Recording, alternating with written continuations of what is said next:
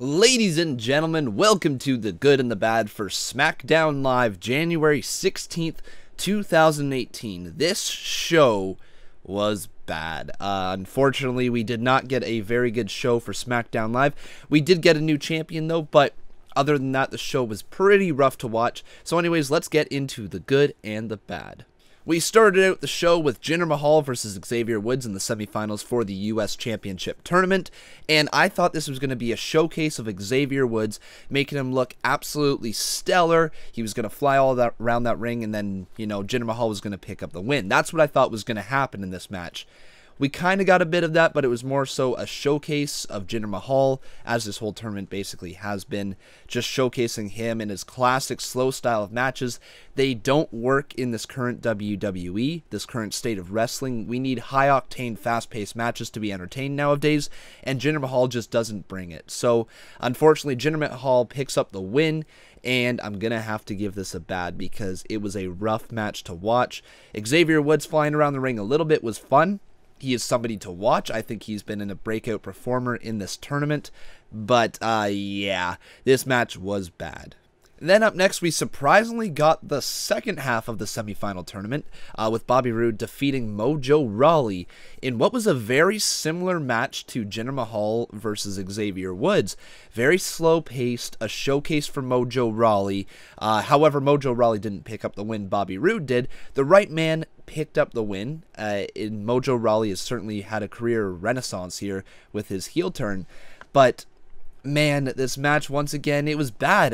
We had two very slow matches to kick off the start of the show.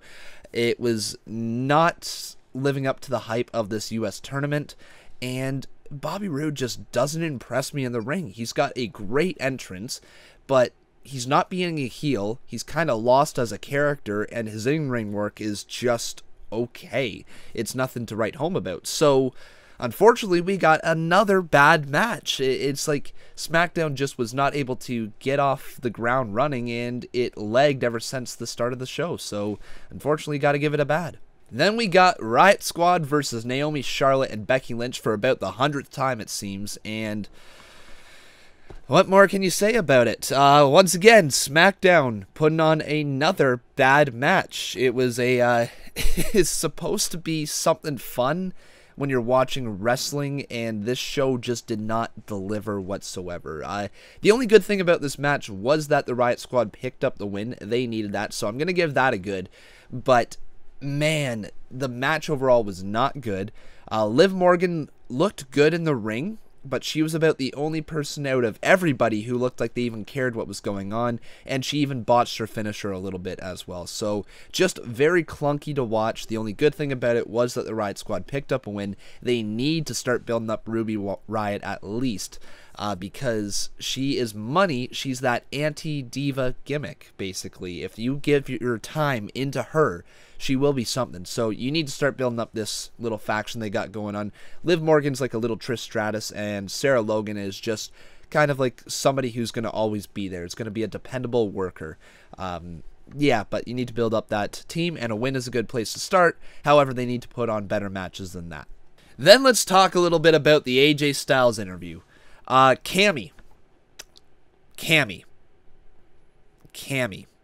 Seriously? Cammy? That's what you're going with? Oh, and a fat joke. Oh, okay. All right. Yeah, a fat joke, AJ? No. See, this is the type of promo that WWE would seemingly write for John Cena.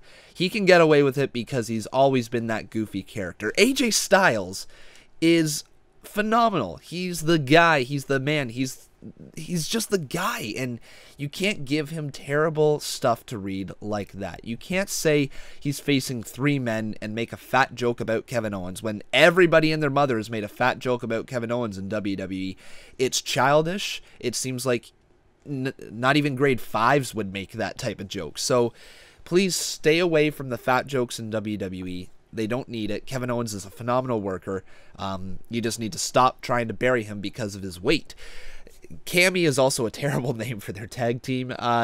Just a bad interview all around, and it's not AJ Styles' fault. He tried to deliver the promo, and he did. He delivered, but nobody, not even The Rock, could make that promo good. So, unfortunately, got to give it a bad. And to finish out this sea of bad, we had Jinder Mahal versus Bobby Roode for the United States Championship in the main event. And somehow, out of all of the matches on this card, this was the worst match of the night.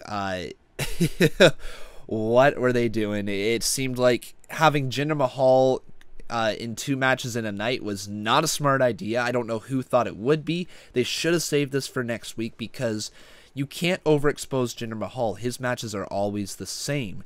They are going to be a little bit of outside interference. He's going to slowly work the pace and eventually deliver a mean-looking Colossus. That's the only good thing really about his character, or at least his moveset, I should say, is the Colossus. But with the Singh brothers being banned at ringside, you took away that whole dynamic from Jinder Mahal. He relies on those guys to make his matches a little more entertaining as they possibly can be.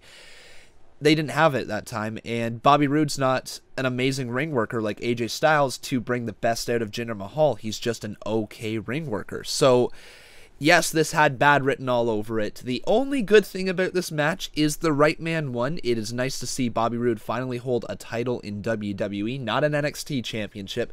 But once again, he needs that heel character. He's supposed to be this arrogant businessman looking to put asses in seats, as he said in NXT. So they need to get back to that. He needs to make a heel turn at some point in the near future. However, I understand why he's a babyface because, let's be real, there's nobody else in the mid-card that seemingly is a top babyface. They need to start building that up. So, unfortunately, this was a bad match with a good result. And Bobby Roode, congratulations on becoming the United States champion. But that is the end of this horrific show. It's probably making it seem like it was worse than it was. I mean, it had okay matches at times with questionable decisions.